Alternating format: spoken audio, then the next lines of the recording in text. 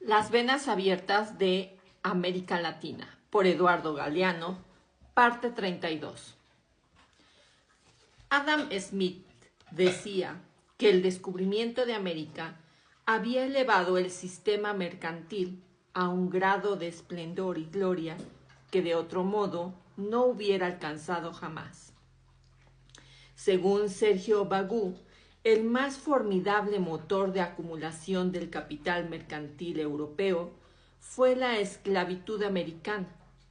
A su vez, ese capital resultó la piedra fundamental sobre la cual se construyó el gigantesco capital industrial de los tiempos contemporáneos. La resurrección de la esclavitud grecorromana en el Nuevo Mundo tuvo propiedades milagrosas.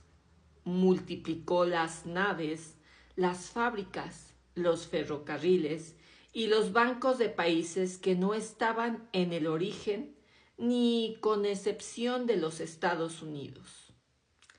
Tampoco en el destino de los esclavos que cruzaban el Atlántico. Entre los albores del siglo XVI y la agonía del siglo XIX, varios millones de africanos, no se sabe cuántos, atravesaron el océano. Se sabe, sí, que fueron mucho más que los inmigrantes blancos provenientes de Europa, aunque claro está, mucho menos sobrevivieron. Del Potomac al Río de la Plata, los esclavos edificaron la casa de sus amos, talaron los bosques, cortaron y molieron las cañas de azúcar, plantaron algodón, cultivaron cacao, cosecharon café y tabaco y rastrearon los cauces en busca de oro. ¿A cuántos Hiroshimas equivalieron sus exterminios sucesivos?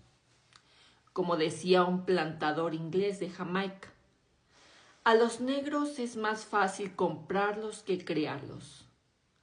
Cayo Prado calcula que hasta principios del siglo XIX habían llegado a Brasil entre 5 y 6 millones de africanos. Para entonces, ya Cuba era un mercado de esclavos tan grande como lo había sido antes todo el hemisferio occidental. Allá por 1562, el capitán John Hawkins había arrancado 300 negros de contrabando de la Guinea portuguesa. La reina Isabel se puso furiosa. Esta aventura sentenció clama venganza del cielo. Pero Hawkins le contó que en el Caribe había obtenido a cambio de los esclavos un cargamento de azúcar y pieles, perlas y jengibre. La reina perdonó al pirata y se convirtió en su socia comercial. Un siglo después, el duque de York marcaba al hierro candente sus iniciales, D.Y., sobre la nalga izquierda o el pecho de los 3,000 negros que anualmente conducía a su empresa hacia las Islas del Azúcar. La Real Compañía Africana, entre cuyos accionistas figuraba el rey Carlos II, daba un 300% de dividendos, pese a que de los 70,000 esclavos que embarcó entre 1680 y 1688, solo 46,000 sobrevivieron a la travesía. Durante el viaje, numerosos africanos morían víctimas de epidemias o desnutrición, o se suicidaban negándose a comer, ahorcándose con sus cadenas o arrojándose por la borda al océano, erizado de aletas de tiburones. Lenta pero firmemente, Inglaterra iba quebrando la hegemonía holandesa en la trata de negros. La South Sea Company fue la principal usufructuaria del derecho de asiento, concedido a los ingleses por España, y en ella estaban envueltos los más prominentes personajes de la política y las finanzas británicas. El negocio, brillante como ninguno, enloqueció a la Bolsa de Valores de Londres y desató una especulación de leyenda. El transporte de esclavos elevó a Bristol, sede de astilleros, al rango de segunda ciudad de Inglaterra y convirtió a Liverpool en el mayor puerto del mundo.